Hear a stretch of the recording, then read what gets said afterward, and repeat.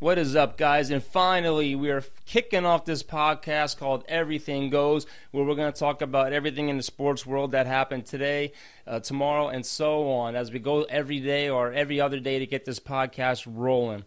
A lot of things happened today, especially in the NBA. There's still some rumors out there about baseball and Harper and Machado, but we're going to kick things off first with the Sixers and what they're doing with that team. Will it pay off, or is it going to be a mistake?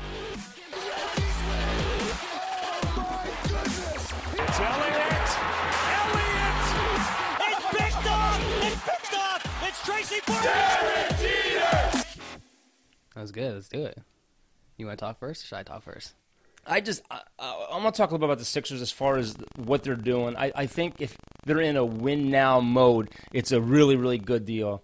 But as far as the offseason, there's going to be a lot of unknowns. If Harris and Butler both walk, the Sixers gave away so many things that it just destroyed this whole team. No idea what's going to happen. It's going to eventually come down to a bunch of big-name players trying to score and trying to play together with just one ball. We're going to have to see how that works out.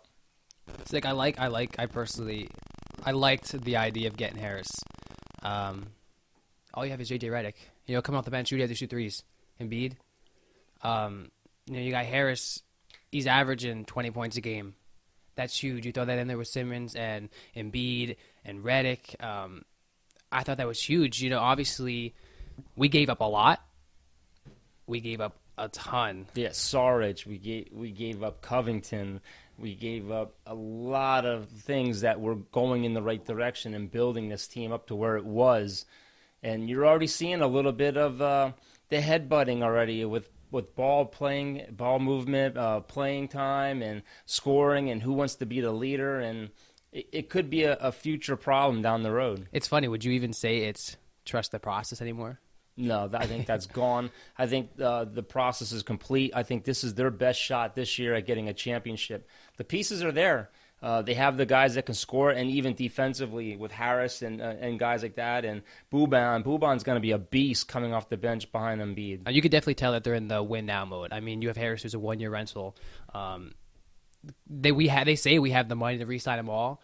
The question is, will they re-sign them all? I mean, there was definitely tension mid-season with Butler. Everyone blew that up, assuming that he was heated. I don't know, I like Harris. I feel like giving up Shamet. I liked Shamet. As a rookie, averaging 8 points a game. I felt like he shot threes nice. It was nice to see finally the Sixers draft somebody in the first round, and he wasn't injured. To see him shoot threes and actually drain them, and it was nice to see a rookie actually shine. That's the only thing that really, besides giving up so many draft picks. I mean, we gave them so much. I hope it pays off. Yeah, but we did recoup some back after we got rid of Fultz. Well, we recouped some of those picks back. I think getting rid of Fultz was a great move. He hasn't produced. In the next 2 years, he's guaranteed almost $20 million, which it's ridiculous. You're paying a guy money, and that's the risk of drafting the first pick overall. He's going to get that big money, and for some reason, every time the Sixers draft in the top three, that player usually ends up hurt. Embiid was hurt, Simmons was hurt, Zahiri Smith is hurt, and Marco Fultz. I think it was a great move. It freed up cap space. Now we'll have the money, hopefully possible, to give the max deal to a Harris and a Butler next year. It was, trading Fultz is mixed feelings, definitely. You get your first-round pick. I mean, because you gave 2 up for Harris. I wanted to see Fultz succeed, obviously, but it's always something with him. Always something. Doctors always find something with him. Do I hope he succeeds in Dallas? Yeah, definitely. Was Jonathan Simmons a good, trade for that and just 1 first-round pick? I don't think so. I mean, Jonathan Simmons, 41 games played this year, 6.9 points per game. I mean, you probably could have got maybe a first-round pick and a second-round pick and just drafted better. Well, Fultz wasn't going to start even if he did come back. Harris is going to take that starting role. That starting 5 is going to be probably one of the best in the league now. So Fultz would have been coming off the bench. And as of right now, that wasn't a bad thing, though. I mean, No. you look at our bench. Besides our starting 5, you have to split these starting 5 up. There's not many people making a lot of points off our bench. Even McConnell, who can obviously go for a layup and a great defense, but we don't have a JJ Redick coming off the bench and draining threes. And I mean, how about Shaman? That was a good thing about having Shaman. You know, he's coming off the bench, and he was making points for us. I mean, you don't really have a lot of people coming off the bench. So I guess that is a good thing for the Jonathan Simmons. Yeah, but the thing is you got coming off the bench now, you're going to have Mike Scott, you have James Enos, you have Jonathan Simmons, you have guys that are going to come off and produce. They're not going to have to give you 20 points a night. If you look at the stats now, we're winning, and majority of our points are coming from our big three. You're not getting more than 8, 10, maybe 12 points at the most, and sometimes that's McConnell, but you're not getting big points off of our bench players anyway. Team's built now for a championship run. It's going to be a lot of questions that are going to be on Elton Brand's hands at the end of the season if it was worth it or if it was not worth it. If he signs both of these guys back and they have no problems with them, this could be a great team for a while. Looking ahead, though, you're going to have Simmons that's going to need another contract. So it's going to be interesting. The Sixers went from having a lot of cap space last year into this year barely having any. I mean, they still have a lot of money to re-sign all these players. You could definitely tell that they're trying to win it now. The biggest talk this whole trade rumor was the Lakers and Pelicans. Obviously, the Lakers gave up a lot, but the Pelicans didn't accept anything. Do you have anything to... I really think if LeBron is behind all of this with trading all those players, which he's denying now, but I think that Lakers team is a mess, and it's going to be tough to fix that. You saw that the other night when they lost by 42 points. There was 4 open seats between LeBron and the rest of his teammates. There's definitely some tension in that locker room, and I don't know if that can be fixed by Magic Johnson or not. No, I would definitely say there's tension. I wouldn't say that their team's like falling apart or anything. As a Pelicans GM here, okay, you have Anthony Davis is a free agent next year. Clearly doesn't want to be on your team. He's injured a lot. And you have the Lakers that just offered you Kuzma. Yeah, but they were asking too much. They wanted 4 first-round draft picks. It wasn't worth it. Yeah, but I'm saying, as the GM of the Pelicans, okay, you have the Lakers that offer you Kuzma, Ball, Ingram, Beasley, and first-round picks to go with that. And you have a guy who doesn't want to be on your team. Why not accept that? I mean, he clearly came out and said, I don't want to be on this team next year. I want to trade. Probably because you're going to send him to a team where you're going to end up facing him 4 or 5 times a year, where if you send him to the East, you'd only face him like twice a year. There's a lot of thought process behind that. Do you want to send him to a team that could potentially, who knows, next year if they get like a Durant or they get somebody else to go there and they become the next big three? You don't want to help someone else win a championship like that. I'd rather send him to a team in the East that could use him, but it won't hurt you down the road. I get that. But, like, as a franchise that isn't doing too great, he's a free agent next year. You end up getting nothing when you could have gotten 4 starters. You could have even traded one of those starters away, like Ball. Ball wanted to go to Phoenix. You could have traded to Phoenix for another first-round pick. You could have got a lot out of one guy, but now they have absolutely nothing. Well, there's a lot of those teams that are getting rid of salaries. Houston dumped a lot today. I think Houston's problem is they have nothing really to go along with the core player that they have there. Well, James Harden is what's keeping them alive. You have CP who's going to be coming back, and once he comes back, they'll be pretty set. He is keeping them alive, definitely with the points that he's making. You think that a team like Houston, they would have picked up more players? As of right now, they're sitting 5th in the playoff chase. That they would have picked up something, but they did definitely dump a lot of salary today. Since we're talking about the Sixers and the Philly area, I think we definitely need to talk about JT getting picked up. Getting traded to the Phillies. Derek Jeter basically finishing, destroying the Marlins and trying to rebuild that. But for the Phillies, that's a huge improvement. I feel bad for Derek Jeter because he was brought into a situation where there was a lot of bad contracts in the Marlins. I think he's a smart baseball mind, and things will turn around for the Marlins. But for the Phillies, I think this is a great deal. Picking up Romuto and a bunch of other guys that they've been making these small little moves. The Phillies are another team that could be in a win-it-now position. And with this move like this, and Bryce Harper's love for JT and wanted him with the Nationals, there's a good chance that Harper could be the next one that falls into the Philly area. The Phillies were good last year. And then, you had maybe a month left of the season. They dropped down. They were right there with the Braves. That division in general is going to be good. you look back to last year's season where JT actually walked off against the Nationals and Bryce Harper said after the game, like that's a catcher that we need on our team. So they're saying, this could be the gateway to let Harper in, which the Phillies can afford him. They have the money to do it. And, I mean, if they get Harper, that's huge. That's huge. I mean, they added their bullpen. They got Craig Robertson from the Yankees. David Robertson from the Yankees, which, as a Yankees fan, I was sad to let go. They picked up Andrew McCutchen, good veteran player. I didn't want to see him go either. I liked him a lot. They got Segura from Seattle, which was huge because they had J.P. Crawford, who was like, I wouldn't say a bust, but did not live up to the hype. So you got a great shortstop who can hit. He can hit. He can hit homers for you. You got Hernandez at second base, who's got a great glove and a great contact bat. You got Hopkins. What the heck is his name? Rhys Hoskins. Rhys Hoskins. I couldn't think of his name. Home run derby last year. You throw Harper in there, and you got JT, and you got good pitching still.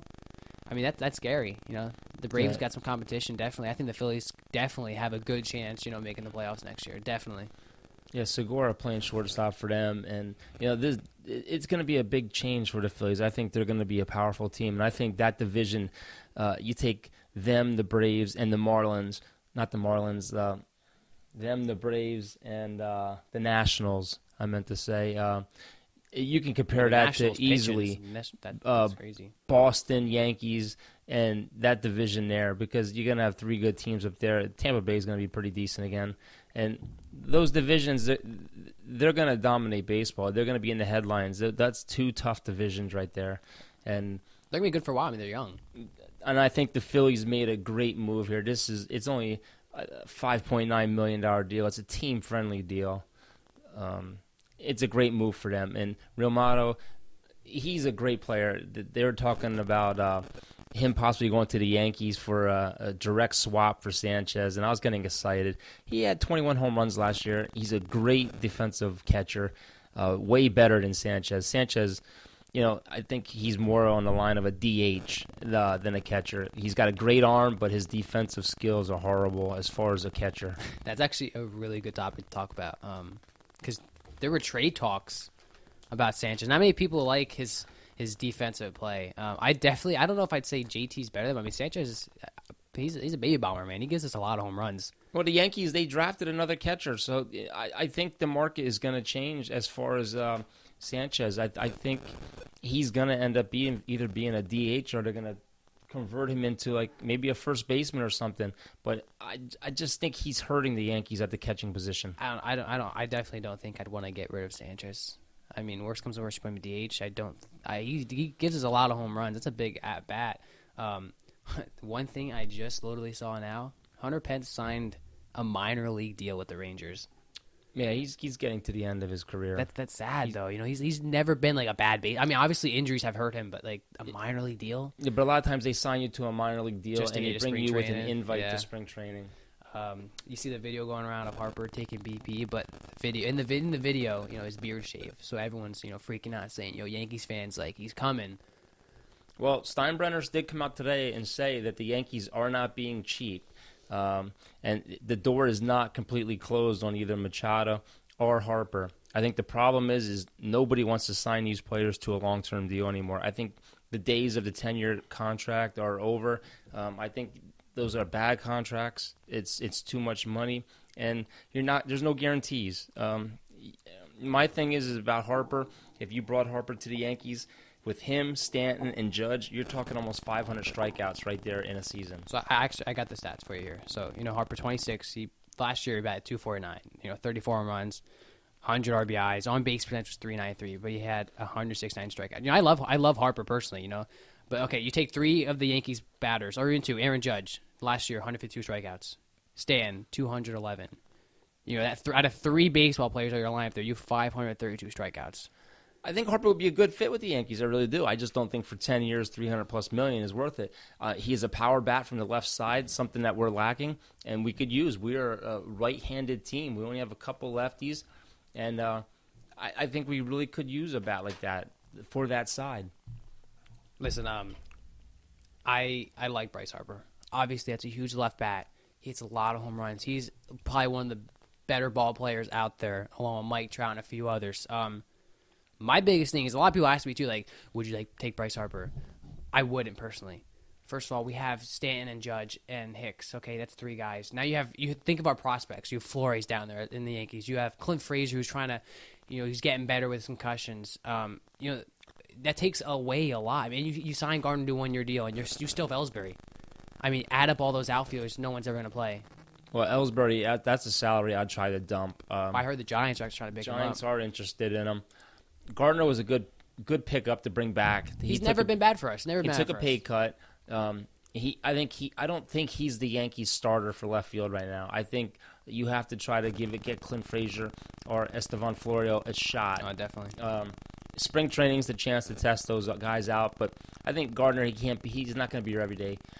He's there for the veteran. He's a veteran. He's going to give the experience. They're definitely going to start Hicks in center. You're going to have Judge in left, Stanton right, or Stanton DHs. But Gardner's definitely going to play. But then there's your problem with Hicks. Hicks never stays healthy. I think that signing someone like a Harper would be it would be a good move because you can move guys around. You'd have flexibility in the outfield. You could also play him at first base if things don't work out with Bird. A lot of flexibility with Harper. Again, the problem is these guys, they do not, they don't want to take the small deals. They want the big money. This is their shot.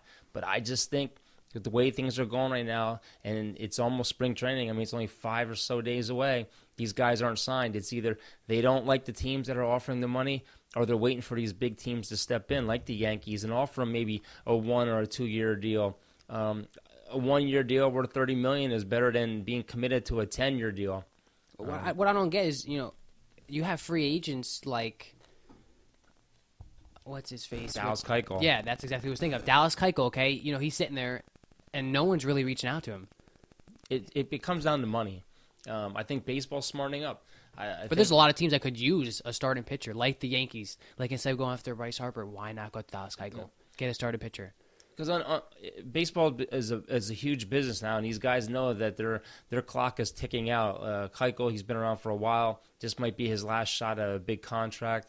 Look at Kimbrel. Kimbrel wanted $100 million, and he only pitches 1 inning.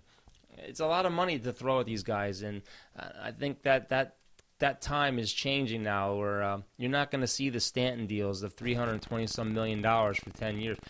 It's just not going to work anymore. And I think baseball, as owners get together and they talk about these things, I think there's a lot of talk about it where you're not gonna see them budge and do this. It could wreck an organization. Look at the Marlins. The Padres, excuse me. They're going after Mike Moustakas, and they were trying to get Machado too. If they get that, that's huge. Yeah, a lot of those teams, they have a lot of money, and again, I think these guys are looking at first where's their best place they can go and win. 2, can they get the long-term deal? I think that's the biggest. They want the money. I think Harper should have taken that $300-some million deal that the Nationals offered him. I think that was a mistake to walk away from that. I mean, the Nationals got so many pitchers too. Like, why not go back? I mean, their starting pitcher is dominant. Yeah, but they're known to choke when it comes to October. I mean, but if you look at the Padres have Eric Hosmer. They have Will Myers. If they get Manny Machado and Mike Moustakas, first of all, the Milwaukee Brewers, you can't let him go. I mean, you made it to the playoffs in the first time in forever. You have Christian Yelich out there. You have Ryan Braun. You have some really good players. You cannot let him walk. I just think baseball in general, the owners are getting afraid of these bad contracts. I mean, Zach Greinke, 3 years, $104 million on that deal that's left. Kyle Seager, 3 years, $57 million. Ian Kennedy, 2 years, $33 million. You used to have so many people asking for a lot of money, though, anymore. Like Pablo Sandoval, 1 year, $23 million, including a $5 million buyout. I mean, these deals are outrageous. I don't think that you're going to see the big 10-year deals anymore for 3. And you shouldn't. No, I think it's bad for baseball. According to ESPN's top 10 bad contracts of all time, Baltimore's Chris Davis, 4 years, $92 million.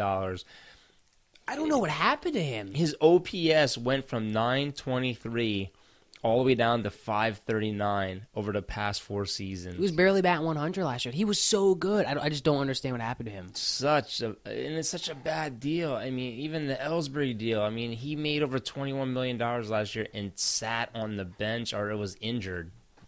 Well, I think they signed him that big deal because that was the year that he went off. But he got busted for steroids, didn't he? I don't know, but these are the deals that are scaring baseball owners, I believe. Well, I think when someone has a good year, you have to give it a year or two before you could just give them like a 10-year contract.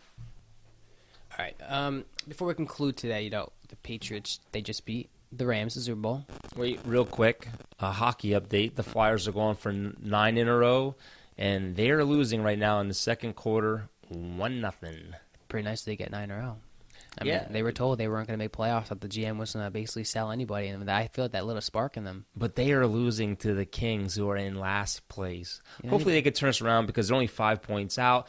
And I mean, anybody could be anybody. A week and a half ago, they were 12 points out, and they said they had no shot at the playoffs, so things are going great for the Flyers. That Hart, man. He's a good goalie. Finally have a good goalie. Finally. He's young, too. But back to the Super Bowl. What do you think about the Patriots and the Rams? Obviously it was a close game the whole game. Anybody could have won at any moment, but, 3 points in the first half? I think Tom Brady, and I know a lot of people don't like him. He's the GOAT. You got to give him that. Absolutely. He never has help, and yet he wins. What was it, 10 years? I think they said in a row he was in the NFC Championship, AFC Championship game. He's 6-3 in the Super Bowl. That stat alone, he's been to more Super Bowls than any quarterback in the NFL history. I think he's an automatic Hall of Famer. I mean, in the Super Bowl, there was 30 guys on the Patriots that have been to at least one Super Bowl. There was 2 on the Rams. You have to give it up to the organization. They don't make big moves. They don't have the flashy names on offense, and they're always there. I mean, even Edelman. You think Edelman? That's one of their bigger names. He's not even that flashy. I mean, he's a great receiver. Hands down. But, I mean, when you look at that game, you definitely see, Brady had the experience. Because when Goff had situations to win the game within, the last quarter, you could see, he kind of threw the ball downfield to Cooks and hope for the best. And you clearly saw, interception, punt. It just wasn't working. I mean, he's good, too. I mean, they're going to be good. That coach is insanely good. They have great schemes. They're good. They're really good. And you know what? Everyone says Tom Brady cheated that one game. But you know what? No one knows for sure. I mean, kids are doing school projects on it, but no one knows. And even if you take that one game away, he still has been to 8 other championships and 8 other Super Bowls. So many people hate seeing him in there, but I think that you can't. How can you hate on him? He wins. If you hate seeing him in there, beat him. Absolutely, I agree 100%. I mean, at the end of the day, I think my Saints would have did a lot more damage than the Rams, and they got cheaped out of a win there. Saints, they got screwed again 2 years in a row. I would say again. I mean, the second last one, it's bad tackling. That wasn't even a tackle, but it's going to be interesting because the Cowboys, they didn't give Jason Garrett an extension, which I'm excited. I think it's time for him to move on. I think they should have cleaned house. I mean, Kellen Moore. Good quarterback in college, but I don't think he's going to be. I don't know. I feel you get to see. I think that they should have cleaned house. They should have got somebody. They should have. Your defense is great. You keep that guy as your defensive coordinator. Your defense was one of the top 5 defenses. Yeah, but we didn't show up against the Rams. You guys didn't play bad. Dak kept you in that game. Yeah. I think you need to get a new coach that can help Dak improve as a quarterback. I think the problem is Jason Garrett has his hands all over everything, and that offense that Scott Linehan was running wasn't the same offense that he ran over at Detroit, and it was totally changed. And I think that Jason Garrett at the end was the man that was running the show. I feel like Jerry Jones has a lot to say too. I feel like he tries to run that team, and I think you just need a coach in there who's not going to take it. You need a Sean Payton. That's how it was in more of the 90s. It was Jerry Jones in charge of everything, but that has changed now. Times have changed. Since his son's taken over, and they have other people that are involved. Jerry has been taking a back seat and not getting involved as much. I'm sure he still has a say in it, but his main decision making now is for whoever goes into the Ring of Honor in Dallas. What was awesome is Saquon, local kid that went to Whitehall with us, won Rookie of the Year. Congrats to him. Outstanding year. That was awesome to witness. Patrick Mahomes MVP. I wanted Breeze to win, but you got to give it to Mahomes. Wait, over 50 touchdowns, a rookie year. Not your rookie year, but your first starting year. That's insane. That's awesome. That stinks because he only played one game the previous year, so it should have been his rookie year. That was hands down impressive, and you have to give it to him. And they already have them as the favorite to go to the Super Bowl next year, so it's going to be interesting. They just need a defense. If they had the defense they had a couple years ago, they would have been a lock for the Super Bowl because they were just amazing on offense. Yeah. All right. Well, this was our first attempt at our first podcast. We've lots to talk about and coming in the future. This is our first time. You guys got to let us know how it was. If you want us to talk about more, we'll talk about more. it's a learning experience. It's going to get better with age. It's going to get better every day, every time we do it. You know, there's more and more to talk about. Baseball's coming up, you know, the best sport around. It's going to be fun. You know? Absolutely, Right. absolutely. So we'll see you guys on the next podcast with Everything Goes with T and K. And we hope you guys have a good one.